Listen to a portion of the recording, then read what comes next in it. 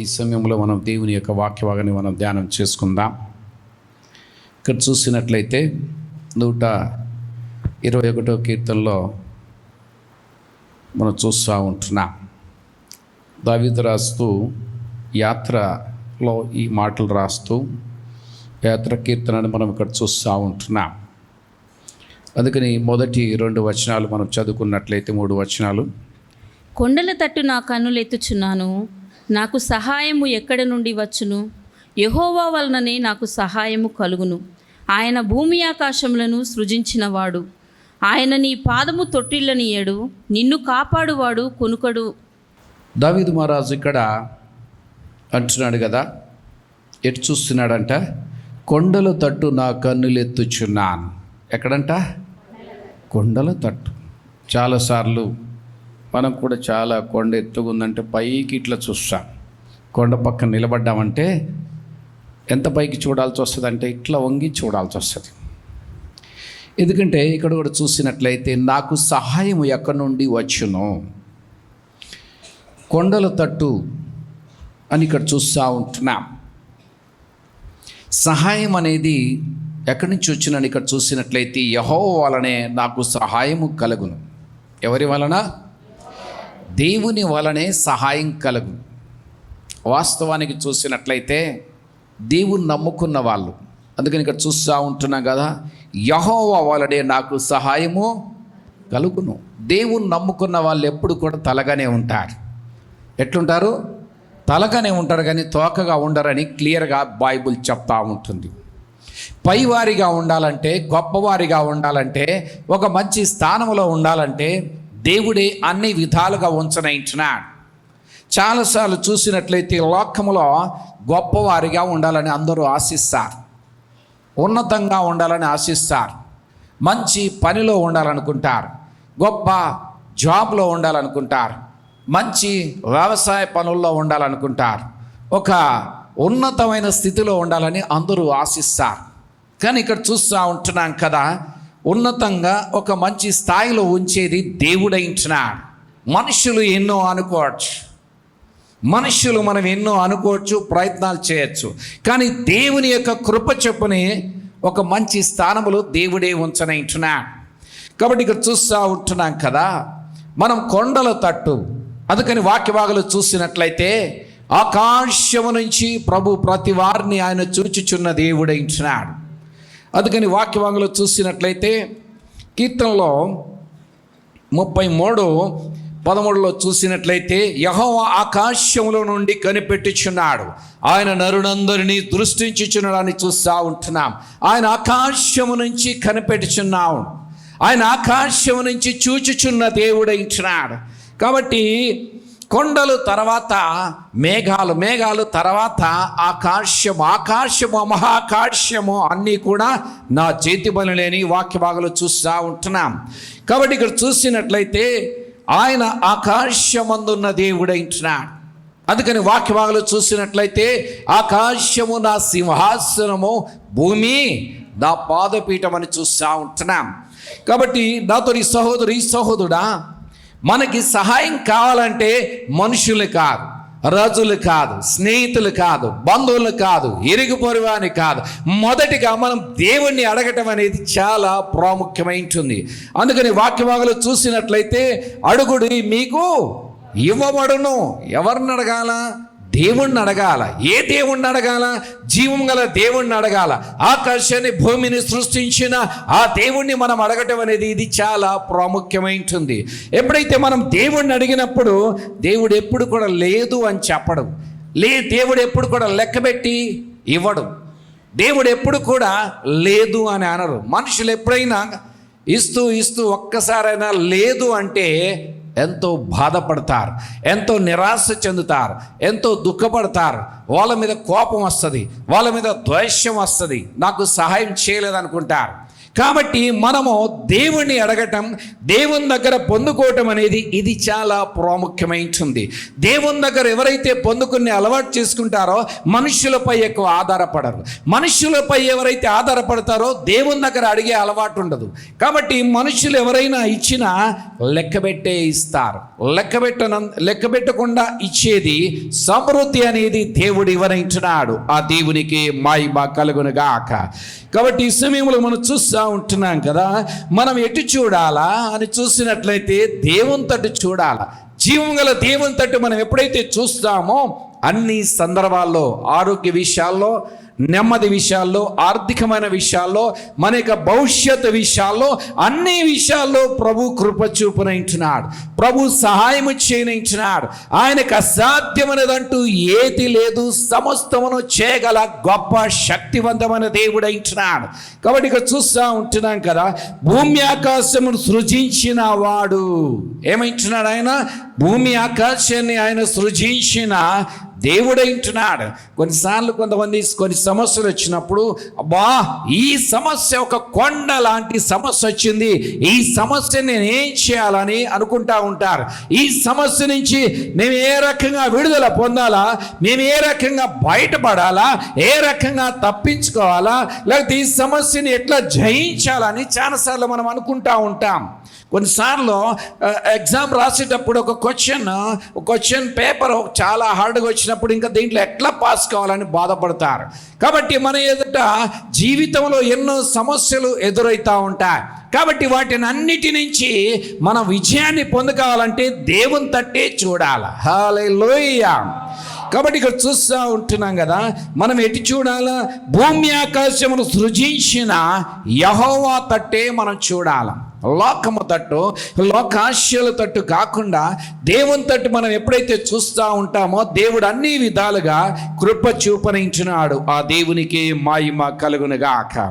కాబట్టి ఈ సమయంలో చూసినట్లయితే 3వ వచనం మనం చూస్తూ ఉంటున్నాం కదా, ఆయన నీ పాదము త్రొట్టిల్ల నీయడు, నిన్ను కాపాడువాడు కునుకడు. కాబట్టి ఇక్కడ చూస్తూ ఉంటున్నాం, మన యొక్క పాదాన్ని త్రొట్టిల్లనీయకుండా కాపాడేది దేవుడై ఉంటున్నాడు. మనని మనం ఎంత కాపాడుకున్నా, మనని మనం ఎంత జాగ్రత్తగా చూసుకున్నా మనం ఏమీ చేయలేం. క్షణంలో ఏం జరుగుతుందో ఎవరికి తెలియదు. కొన్నిసార్లు కొంతమంది అంటారు, అబ్బా ఒక్క క్షణంలో వాళ్ళు అయిపోయేవాళ్ళు. దేవుడు దయ చూపాడు, దేవుడు కరుణ చూపాడు, దేవుడు వాత్సల్యత చూపాడు అన్నది. కాబట్టి దేవుడు కనికరించకపోతే మనం ఏమీ చేయలేం. మనం ఎన్నో ప్రయత్నాలు చేయగలుగుతాం, కానీ దేవుని యొక్క కృప, దేవుని యొక్క దయ, దేవుని యొక్క వాత్సల్యత అనేది చాలా ప్రాముఖ్యమైంది. కాబట్టి ఇక చూస్తూ ఉంటున్నాం కదా, నిన్ను కాపాడువాడు కునుకడు. ఆయన మనల్ని కాపాడేవాడు కునుకడు, నిద్రపోడు. కాబట్టి ఇక్కడ చూస్తూ ఉంటున్నాం, చాలాసార్లు చూసినట్లయితే చాలామంది చర్చిలో కునుకుతారు, నిద్రపోతారు. కాబట్టి ఆ రకంగా ఉండకూడదు. మనుషులందరూ కూడా కొనుక్కుతారు ఎప్పుడో ఒకప్పుడు, పగలు రాత్రో ప్రయాణాల్లో, బస్సులో, కారులో ప్రయాణం అవుతా ఉన్నప్పుడు కొనుక్కుతారు, నిద్రపోతూ ఉంటారు. కానీ మన దేవుడు, నా దేవుడు, నీ దేవుడు కొనుకడు, నిద్రపోడు. హల్లెలూయా. కాబట్టి ఈ సమయంలో చూసినట్లయితే మన దేవుడు కొనుకను, నిద్రపోడు. కాబట్టి ఇక చూస్తూ ఉంటున్నాం కదా 4వ వచనంలో, ఇశ్రాయేలును కాపాడువాడు కొనుకడు, నిద్రపోడు, యెహోవాయే నిన్ను కాపాడువాడు. మనని కాపాడేవాడు ఎవరు? ఆయనే. ఎవరు? నిన్ను నన్ను కాపాడేది ఆయనే. మరి ఆయన కొరకు మనం కొంత పనిలో ఉండాలనా? ఎప్పుడు ఈ లోక విషయాల్లో పనుల్లో ఉండాలనా? మనం ఎట్లుండాలా? మనని కాపాడేవాడు కొనుకడు, నిద్రపోడు. ఈ మాట మనందరం చదువుదాం, ఈ మాట మనందరం పలుకుదాం. ఇశ్రాయేలును కాపాడువాడు కొనుకడు, నిద్రపోడు. ఇశ్రాయేలును కాపాడువాడు కొనుకడు, నిద్రపోడు. యెహోవాయే నిన్ను కాపాడువాడు. నిన్ను కాపాడేది ఎవరు? దేవుడే. హల్లెలూయా. కొన్నిసార్లు కొంతమంది హాస్పిటల్కి వెళ్ళినప్పుడు హోప్లెస్ పరిస్థితి ఉన్నప్పుడు డాక్టర్లు చేతులు ఎత్తేసి మాతో కాదు అన్నప్పుడు ఇంకేం చేస్తారు? ఇంకా అయిపోయిందిలే చేసే ప్రయత్నాలు అన్నీ చేశారులే అని అంటూ ఉంటారు. కానీ దేవుడు కాపాడగలుగుతాడు, దేవుడు కృప చూపగలుగుతాడు, దేవుడు దయ చూపుతాడు, దేవుడు వాత్సల్యత చూపుతాడు, దేవుడు లేనిది ఉన్నట్లు చేస్తాడు, ఉన్నది లేనట్లు చేస్తాడు. తర్వాత మరణాన్ని తప్పించగలిగిన శక్తివంతమైన దేవుడు ఆయన ఒక్కడే ఉంటున్నాడు. ఆ దేవునికి మహిమ కలుగునుగాక. కాబట్టి ఇక చూస్తూ ఉంటున్నాం కదా, 5-6 వచనం కూడా మనం చదువుకుందాం. నీ కుడి ప్రక్కన యెహోవా నీకు నీడగా ఉండును, పగలు ఎండ దెబ్బ అయినను నీకు తగలదు, రాత్రి వెన్నెల దెబ్బ అయినను నీకు తగలదు. ఏ అపాయమును రాకుండా యెహోవా నిన్ను కాపాడును, ఆయన నీ ప్రాణమును కాపాడును. ఇది మొదలుకొని నిరంతరము నీ రాకపోకల యందు యెహోవా నిన్ను కాపాడును. కాబట్టి ఇక చూస్తూ ఉంటున్నాం కదా, నీ కుడి పక్కను యెహోవా నీకు నీడగా ఉండు. ఏంటంట? నీడగా, తోడుగా, నీడగా ఉండేది ఆయన ఇంటున్నాడు. తర్వాత చూసినట్లయితే మనకు వెనక ముందు తోడై ఉండేది ఆయన ఇంటున్నాడు. ఈ సమయంలో చూసినట్లయితే కీర్తనలు 139లో చూసినట్లయితే 5వ వచనం, వెనుకను ముందును నీవు నన్ను ఆదరించి ఉన్నావు, నీ చెయ్యి నా మీద ఉంచి ఉన్నావు. కాబట్టి ఇక చూస్తూ ఉంటున్నాం, వెనక ముందు ఎట్లంట? వెనక ముందు దేవుడే తోడుగా నీడగా ఉండనంటున్నాడు. కొన్నిసార్లు నాకు ఎవ్వరు తోడు లేరండి, ఎవరు తోడు లేరు, నేను ఒంటరిని అయింటున్నాను, లేకపోతే నేను ఒక్కరు అయింటున్నాను, నాకే మనుష్యులు తోడు లేరు. ఎవరు తోడు లేకపోతే ఎవరుంటారు? దేవుడు తప్పకుంటాడు. ఎందుకంటే వీరు దేవునిపై ఆధారపడాలా, దేవుని తట్టు చూడాలా. వీరి కన్నులు లోకము తట్టు, లోకాశల తట్టు కాకుండా ప్రభు తట్టు ఎప్పుడైతే చూస్తారో దేవుడు తప్పక తోడుగా నీడగా ఉండనంటున్నాడు. కాబట్టి కొన్నిసార్లు వాళ్ళకి వెనక లేరు, ముందు లేరంటారు. వెనక ముందు లేని వారికి దేవుడే ఉన్నాడు. ఎవరున్నారు? దేవుడే ఉన్నాడు. అందుకని వాక్యభాగంలో కూడా చూసినట్లయితే దిక్కు లేని వారికి దేవుడే దిక్కు అని వాక్యభాగంలో చూస్తూ ఉంటున్నాం. దిక్కు లేని వారికి దేవుడే దిక్కు. నాతోటి సహోదరి సహోదరుడా, ఈ సమయంలో మనం చూస్తూ ఉంటున్నాం, నీకు ఎవరు తోడు లేరని అనుకోకు. నీకు వెనక ముందు దేవుడు ఉన్నాడు. మీ పక్కవారికి చెప్పండి, నీకు వెనక ముందు దేవుడు ఉన్నాడు. వెనక ముందు దేవుడు ఉన్నాడు. హల్లెలూయా. కాబట్టి మనకి వెనక ముందు ఆయన ఉన్నాడు. ఆయన ఉన్నాడని విశ్వాసముతో మన విశ్వాస యాత్రను ఎప్పుడైతే కొనసాగిస్తామో దేవుడే అన్ని విధాలుగా కృప చూపరించినాడు. కాబట్టి ఇక్కడ చూస్తూ ఉంటున్నాం కదా, దేవుడు నాతో ఉన్నాడని మనలో నమ్మకం ఉండాలి. కాబట్టి వాక్య భాగంలో చూస్తూ ఉంటున్నాం కదా, మనం చూసినట్లయితే ఎప్పుడైతే హృదయపూర్తిగా మనసారా ప్రభువుని చూస్తూ మనం దేవునిపై ఆధారపడతామో, దేవునితో చూస్తామో, దేవుడు తప్పక సహాయం చేస్తాడు. కొన్నిసార్లు మనుషులే అంటారు కదా, వాళ్ళు నన్ను కనిపెట్టుకొని ఉన్నారు, వాళ్ళు నన్ను కనిపెట్టుకుని ఉన్నారు, వాళ్ళు నాపై ఆధారపడ్డారు, కాబట్టి వారికి తప్పక నేను సహాయం చేయాలని అంటూ ఉంటారు.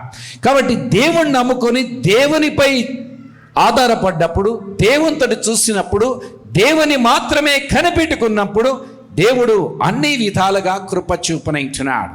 దేవుడు అన్ని విధాలుగా సహాయం చేయనించినాడు.